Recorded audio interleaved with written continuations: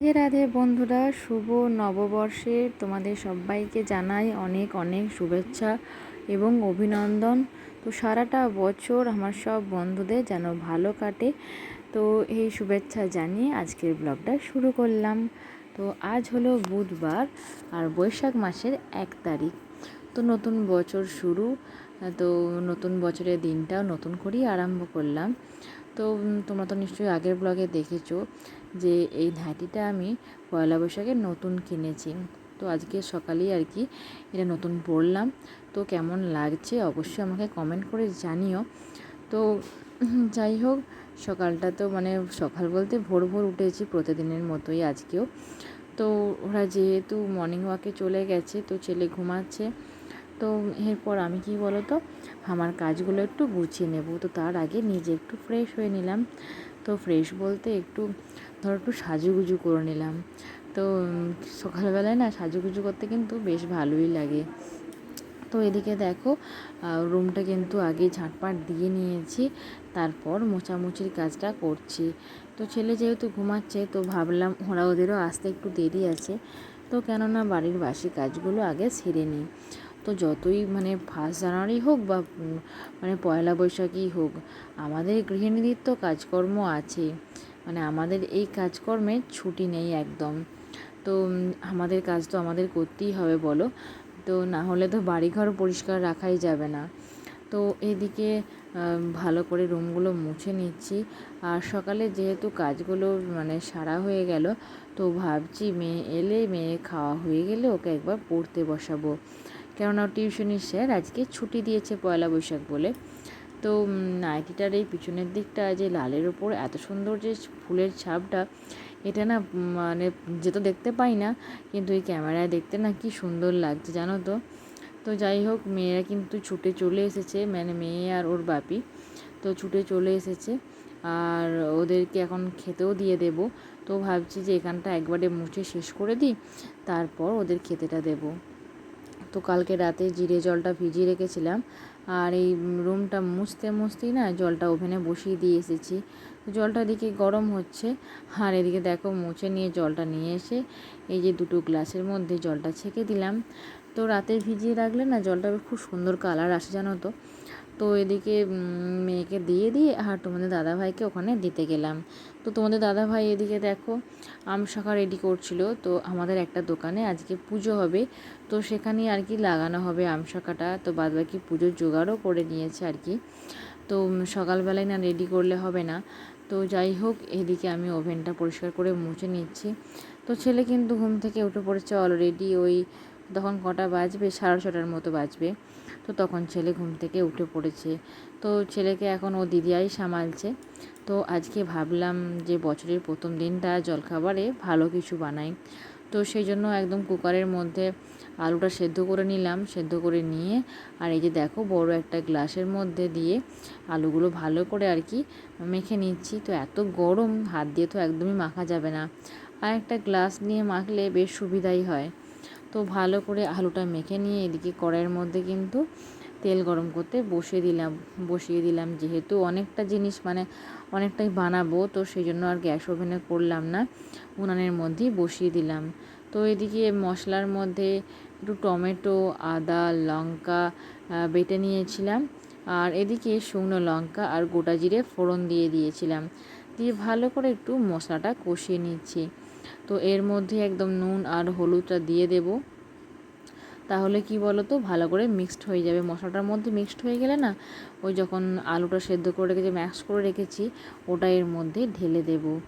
তো মোটামুটি আজকে জানো তো ওই 50টার মতো চপ বানিয়েছিলাম।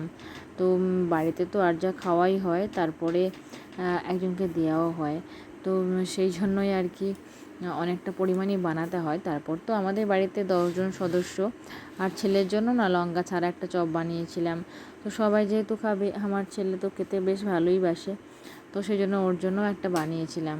তো এদিকে দেখো ওই আলুর যে ম্যাশ করে গেছে এরপর দিয়ে দেবো ওর উপরে। তো খোলা সদ্য বেশ ছোটো ছোটো যে আলুগুলো হয় সেগুলো বেশ ভালো চপ বানানো যায় জানো তো। তো যাই হোক দেখো, বেশ ভালো করে মশলাটা বেশ মাখিয়ে নিচ্ছি। আর সবটা যাতে পেয়ে যায়, মানে নুন হলুদ সবটা যাতে পেয়ে যায়। তো ভালো করে এটা মাখানো হয়ে গেলে তারপর এর উপরে আর কি ভাজা মশলাটা দেবো। তো জিরে আর লঙ্কাটা আগেই কাঠকলায় ভেজে গুঁড়ো করে রাখা আছে আর কি, বড় মাই রেখে দিয়েছে।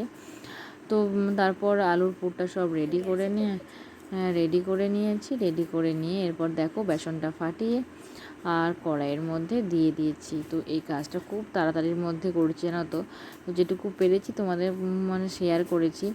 তো ছেলে এত দুষ্টুমি করছিল, তো মাঝে মধ্যে ওকে সামালতে যেতেও হচ্ছিল।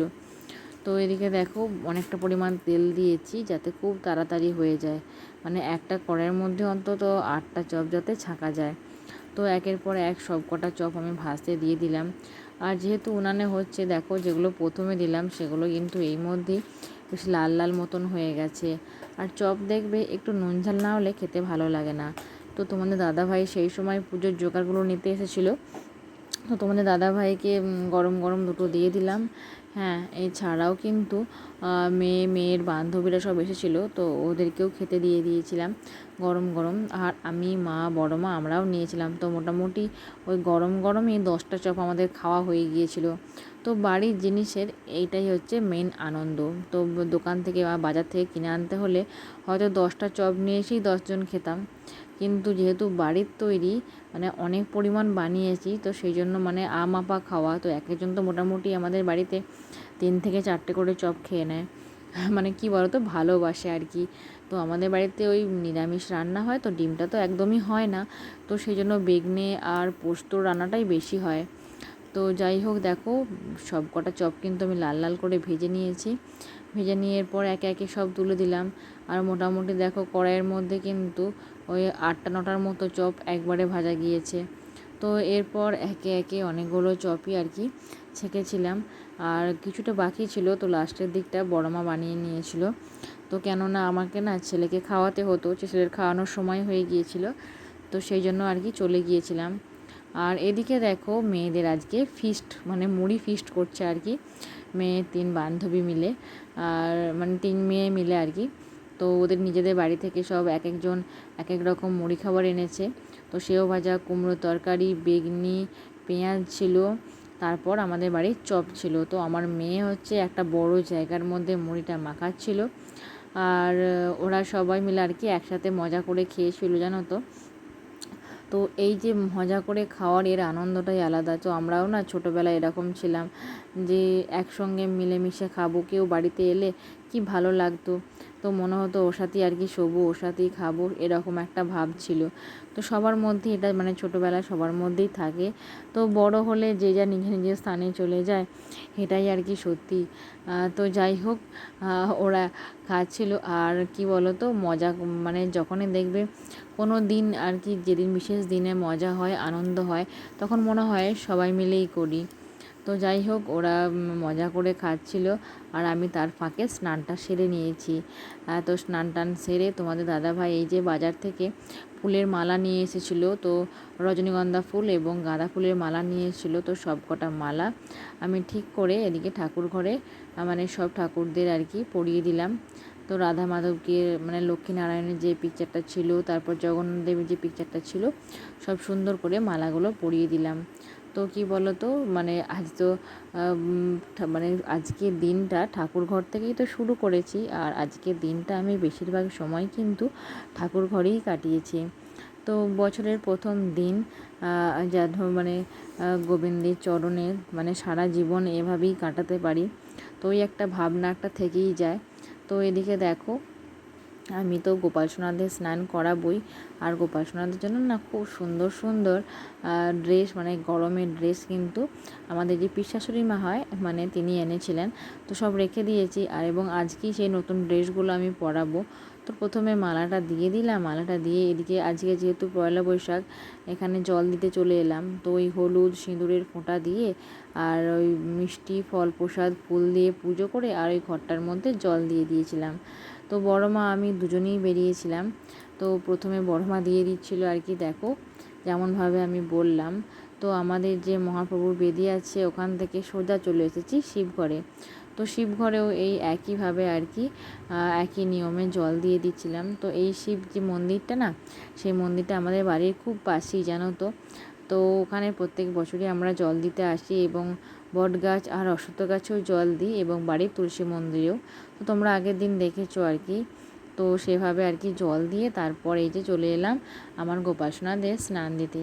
তো গোপাল সোনাদের জামাগুলো না আমি একটা ভিডিও করেছিলাম, কিন্তু ভিডিওটা যে অন করে নিই সেটা এই ভিডিও এডিট করার সময় বুঝতে পারলাম। তো জামা আর গোপাল সোনার সাজগুলো না খুব সুন্দর করে সাজিয়েছিলাম জানো তো। তো দেখো গোপাল সোনাদের যে পিছনের দিকটা করে রাখা আছে। তো এখন দেখো গোপাল সোনাদের খুব সুন্দর করে স্নান দিয়ে দিলাম। আর কি বলো তো, দুধ তারপরে হচ্ছে অগুরু, গোলাপ জল আর জল দিয়ে ভালো করে গোপাল সোনাদের স্নান দিয়ে এরপর গোপাল সোনাদের নতুন ড্রেসগুলো পরাবো। তো গোপাল সোনাদের নতুন ড্রেস রেডি করে নিয়েছি। তো একটা মানে খুব সুন্দর, মানে বড় গোপাল সোনার জন্য না এই সাদারও কম্বিনেশনের যে ড্রেসটা আছে দেখতে খুব সুন্দর আর পুরো পিওর সুতির। আর মানে ছেলের জন্য মেয়ের জন্য তো সুতির ড্রেস নিয়েছি, তো সেই জন্য ভাবলাম গোপাল সোনাদেরও এই গরমেতে হালকা সুতির ড্রেস পরাই। আর যে এই যে দেখো ড্রেসগুলো বেশ নতুন ডিজাইনের আর দেখতেও বেশ ভালো জানো তো। আর আমার মা বৃন্দাবন থেকে গোপাল সোনাদের যে সাজ নিয়ে এসেছিলো, তো সেই সাজটা আজকে নতুন ওপেন করব এবং গোপাল সোনাকে খুব সুন্দর করে মনের মতো করে সাজাবো। তো দেখো আমি খুব সুন্দর করে জামাটা পরিয়ে দিলাম। আর এই যে যে সাজের কম্বিনেশনটা আছে, মানে মুকুট আছে, তারপর টিপ আছে, চুড়ি আছে, তারপর বাঁশি আছে, এসব নানা রকমের অনেক কিছু আছে। আর এগুলো না খুব সুন্দর করে দেখো গোপাল সোনাকে সাজিয়ে দিলাম। ঠিক কি সুন্দর লাগছে দেখতে। তো চোখ তো ফেরানোই যাচ্ছিল না গোপাল সোনার দিক থেকে। তো এই একইভাবে ছোটো গোপাল সাজিয়ে আর সেবা দিয়ে দিলাম। তো আগের ব্লগে রিয়া অধিকারী কমেন্ট করেছিল, দিদিভাই যখন ছাদে যাবে জুতো পরে যাওয়া আসা করবে, না হলে পা পুড়ে যায়। তারা ঝুমা অধিকারীও খুব সুন্দর কমেন্ট করেছে। তো আজকের ব্লগ এখানেই শেষ করলাম। রাধে রাধে।